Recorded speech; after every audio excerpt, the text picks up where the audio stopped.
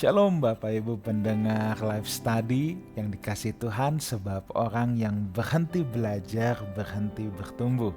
Mari kita bersatu dalam doa. Bapa yang baik, kami mau terus belajar.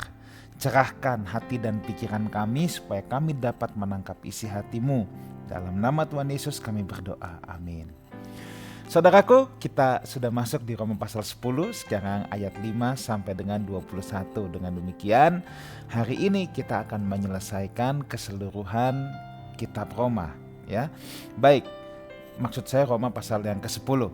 Baik, kita akan mulai dengan ayat yang kelima. Sebab Musa menulis tentang kebenaran karena hukum Taurat. Orang yang telah melakukannya akan hidup karenanya. Nah, saudara, kita nggak bisa melepaskan kitab Roma ini, makanya saya selalu berkata kalau bisa saudara mendengarkan urut, karena kalau enggak kita akan bingung kalau tiba-tiba di tengah, ya.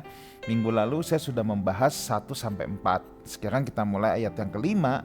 Nah, saya ulang lagi bunyi ayat yang keempat, sebab Kristus adalah kegenapan hukum Taurat sehingga kebenaran diperoleh tiap-tiap orang percaya. Ayat 5 baru Paulus bilang, sebab Musa menulis tentang kebenaran karena hukum Taurat, orang yang melakukannya akan hidup karenanya. Ini akan bertalian dengan ayat yang sebelumnya, ya, di mana Kristus adalah kegenapan hukum Taurat. Artinya apa? Hanya Yesus yang dapat melakukan seluruh hukum Taurat tanpa cacat celah. Kenapa hanya Yesus yang bisa? Sebab manusia tidak mungkin bisa melakukannya lagi. Gambar Allah dalam dirinya sudah rusak oleh karena kejatuhan. Yesus kegenapan Taurat juga artinya Yesus itu yang menunjuk, atau Taurat itu menuntun kepada Yesus. Jadi Bapak Ibu Saudara, Yesus yang menggenapi dalam arti bisa melakukan seluruhnya tanpa cacat celah. Yang kedua, Yesus yang menggenapi artinya Taurat itu menuntun supaya orang mengenal Yesus. Hukum Taurat itu mengajarkan moralnya Tuhan. Memang hukum Taurat itu baik, sudah kita bahas di pasal-pasal sebelumnya. Yang melakukan Taurat akan hidup olehnya. Persoalannya tadi saya katakan, tidak ada yang mampu, satu manusia pun tidak ada yang mampu. Karena gambar Allah itu sudah rusak. Karena tidak ada yang mampu lagi, maka orang tidak mungkin memperoleh hidup, maksudnya hidup yang berkualitas, hidup menurut gambar rupa Allah melalui melakukan Taurat. Jadi perhatikan, di sini Paulus bilang orang yang melakukan Taurat akan hidup karenanya. Masalahnya tidak ada yang bisa. Yesus yang melakukan semuanya. Oleh sebab itu, sekarang kebenaran kita memperoleh hidup yang berkualitas itu, hidup yang berkualitas, ya. Hidup menurut gambar rupa Allah nggak bisa melalui Taurat, tapi melalui Yesus yang sudah menggenapi Taurat tersebut, ya. Jadi antitese dari kalimat Paulus ini, ya, kalau Paulus bilang orang yang melakukan Taurat akan hidup karenanya, antitesenya apa? Yang beroleh hidup adalah dia yang hidup dalam Kristus. Karena kita tidak mungkin lagi kan hidup dalam Taurat. Kristus yang menggenapi Taurat, maka sekarang kita hidup dalam Kristus. Oke, ayat 6 sampai 8, tetapi kebenaran karena iman berkata demikian, jangan katakan dalam hatimu siapakah yang akan naik ke sorga, yaitu untuk membawa Yesus turun. Siapakah yang akan turun ke jurang maut, yaitu untuk bawa Kristus naik dari antara orang mati. Ayat 8, tetapi apakah katanya? Ini firman itu dekat padamu, yakni dalam mulutmu, dalam hatimu. Itulah firman iman yang kami beritakan. Kalau kita lihat sekilas Roma 10 ayat 6 sampai 8, kita akan bingung saudaraku. Ini apa sih yang Paulus maksud? Jangan katakan dalam hatimu siapakah yang naik ke surga, hubungannya apa? Nah, Paulus sebenarnya sedang mengutip Ulangan 30 ayat 12 sampai 14. Itu yang Paulus kutip.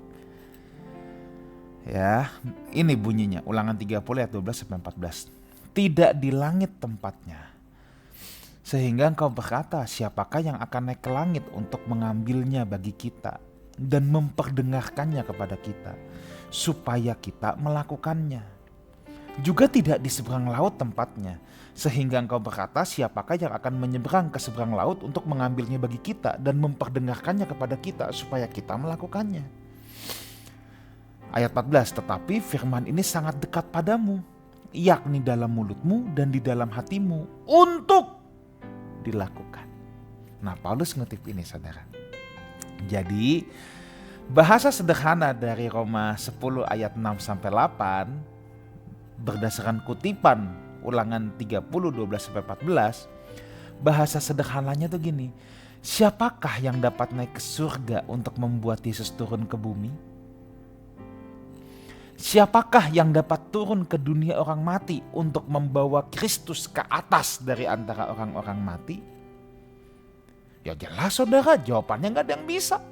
Siapa manusia yang bisa naik ke surga untuk bawa Yesus turun atau turun ke dunia orang mati untuk mengangkat Yesus dari antara orang mati ketika dia disalibkan? Enggak ada yang bisa.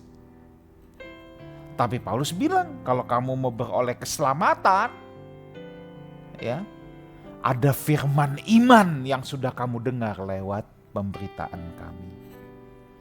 Sekarang firman itu ada dalam mulutmu dan dalam hatimu.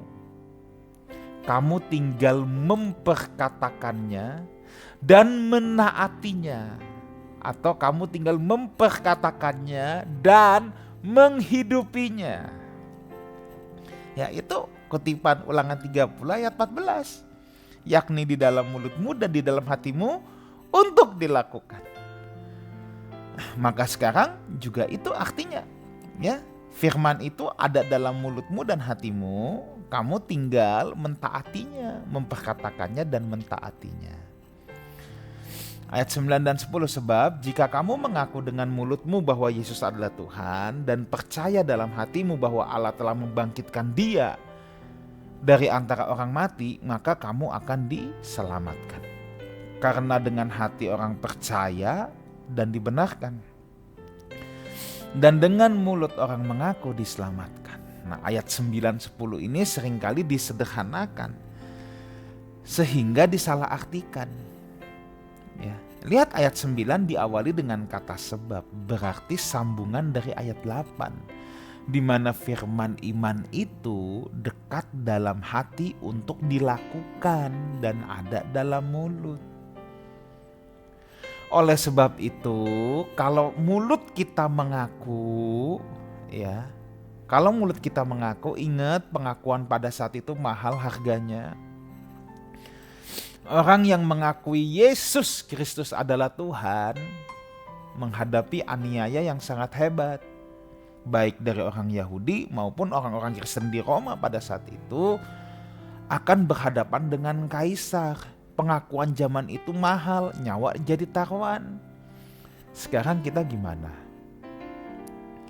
Kita mengaku nih, gak ada yang bunuh kita, tapi banyak orang malu loh dengan pengakuan itu.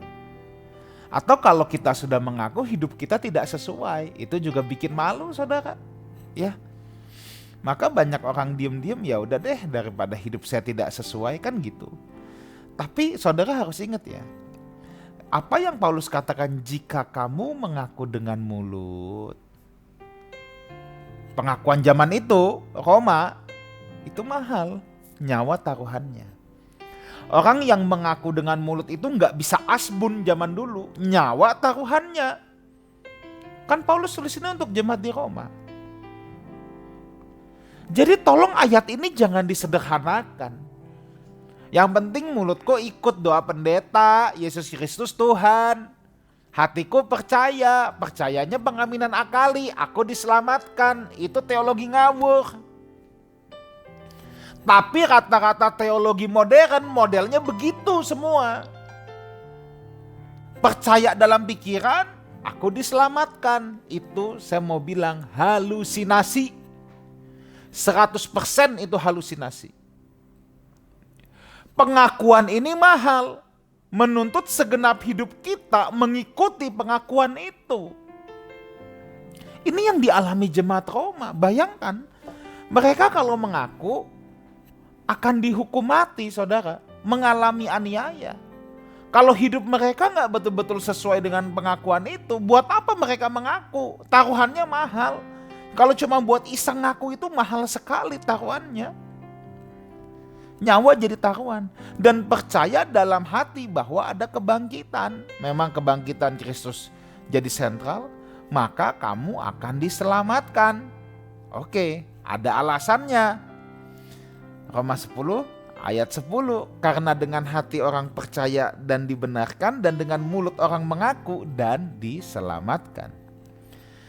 KJV yang mengambil teks Bizantin menerjemahkan gini, for with the heart of man believe unto righteousness dikayosune, ya, until righteousness.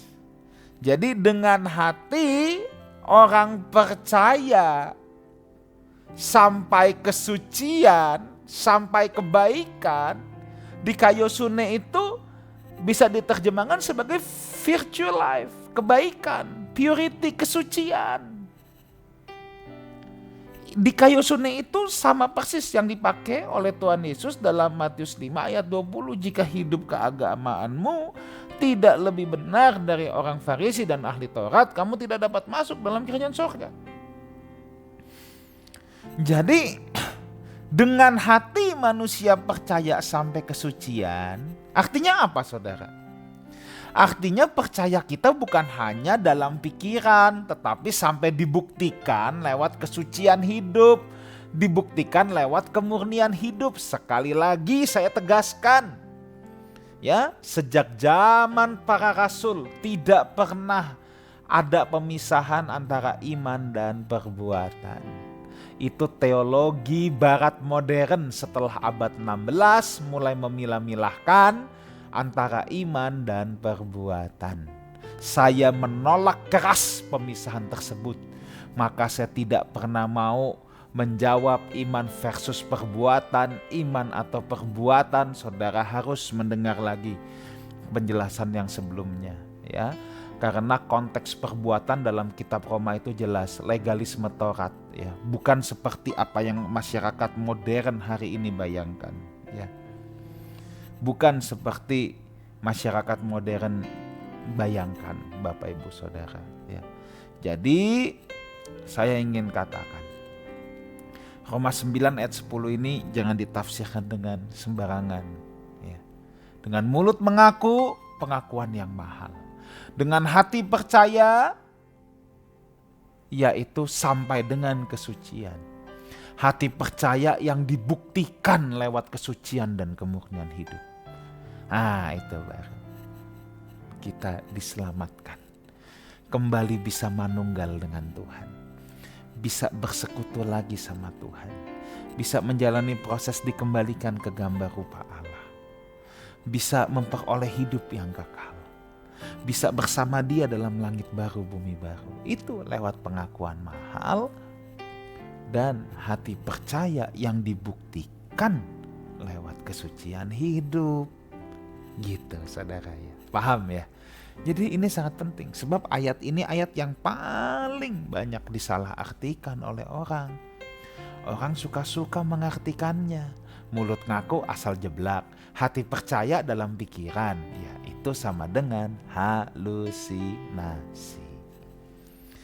Lanjut ayat 13 sampai 15. Sebab barang siapa berseru kepada nama Tuhan akan diselamatkan.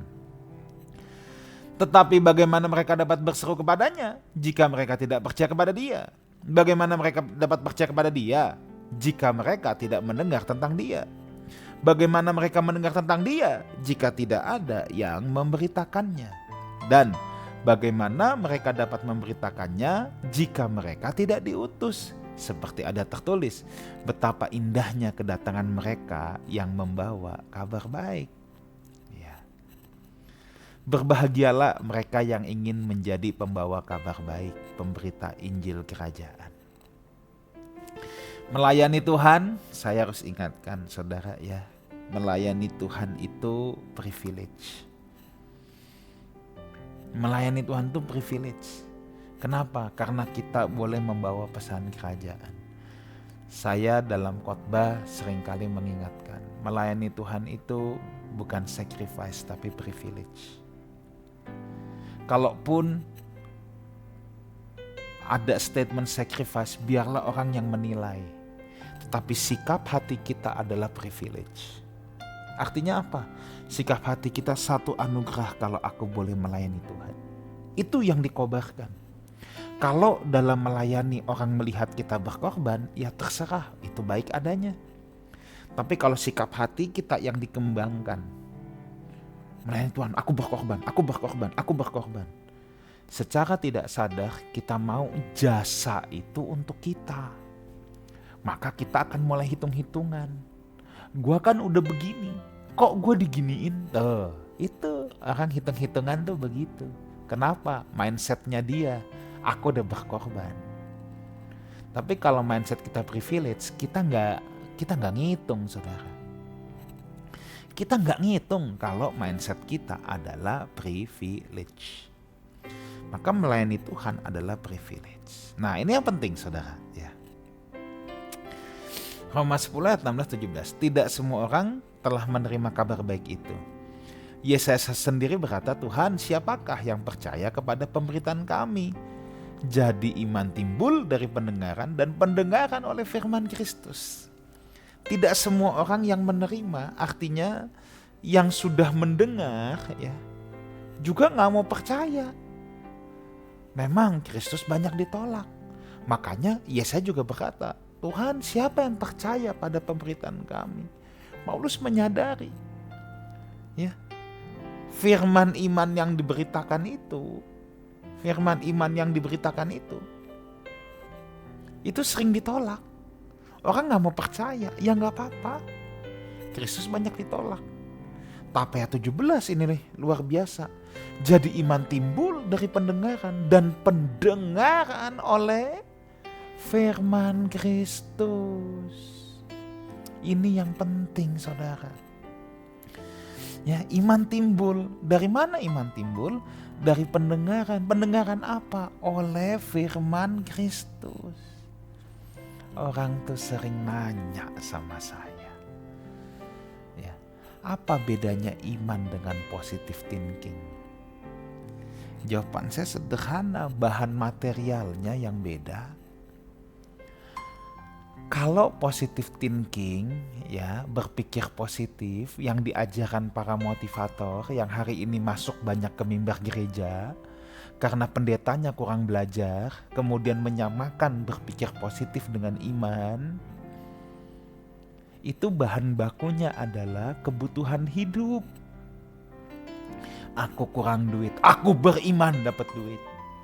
Aku gak punya mobil, aku beriman dapat mobil. Tuh, lihat. Bahan dasarnya begitu. Tapi kalau Alkitab bilang iman timbul dari pendengaran oleh firman Kristus. Iman itu bukan timbul dari kesulitan hidup, keinginan diri,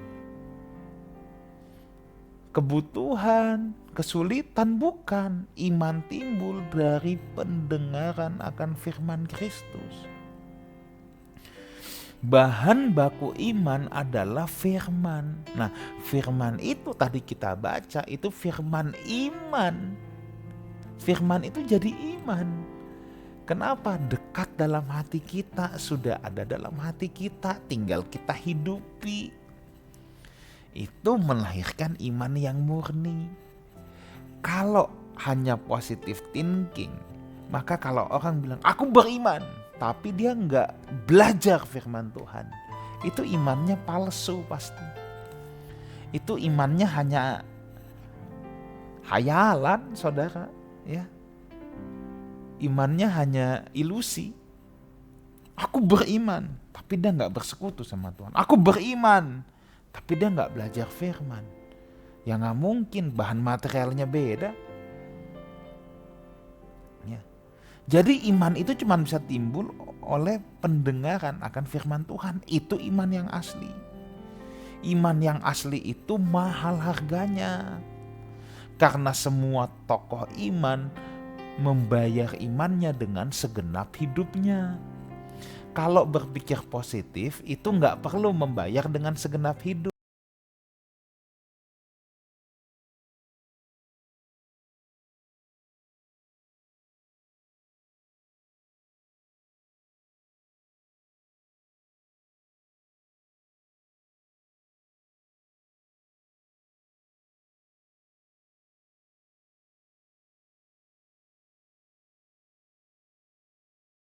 Hal harganya, pertaruhannya segenap hidup. Kalau yang iman palsu atau cuman berpikir positif itu, saya nggak bilang berpikir positif salah ya, tapi saya nggak rela kalau itu disamakan dengan iman. Itu murah harganya, nggak perlu mempertaruhkan segenap hidup, nggak perlu bersekutu dengan Tuhan. Maka lihat, berpikir positif membuat kita mengatur Tuhan. Kalau iman, karena dari firman, di mana ada ketaatan di situ, membuat kita diatur oleh Tuhan. Saya ulang lagi, berpikir positif membuat kita pengen coba mengatur Tuhan. Tapi kalau kita bicara iman, membuat kita diatur oleh Tuhan. Beda saudara, beda. Gak bisa sama, beda.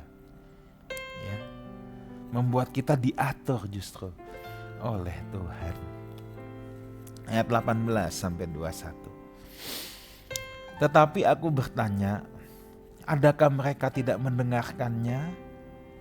Memang mereka telah mendengarnya, suara mereka sampai ke seluruh dunia, dan perkataan mereka sampai ke ujung bumi. Tetapi aku bertanya, adakah Israel menanggapnya? Pertama-tama Musa berkata, aku menjadikan kamu cemburu terhadap orang-orang yang bukan umat dan membangkitkan amarahmu terhadap bangsa yang bebal. Dan dengan berani Yesaya mengatakan, aku telah berkenan ditemukan mereka yang tidak mencari aku. Aku telah menampakkan diri mereka yang tidak menanyakan aku. Tetapi tentang Israel ia berkata, sepanjang hari aku telah mengulurkan tanganku kepada bangsa yang tidak taat dan yang membantah. Paulus mau bilang begini, gampangnya nih, saya pakai bahasa sederhana. Memang Israel gak dengar kabar baik ini, Injil kerajaan ini. Mereka dengar. Orang ini sampai ke ujung bumi, bangsa lain aja sudah tahu. Ujung bumi di sini maksudnya adalah bangsa non-Israel saja. Bangsa yang gak mengenal Taurat aja tahu. Kamu gak bisa alasan bilang kamu gak tahu. Kamu pasti juga udah dengar, tapi kamu memang mau nolak.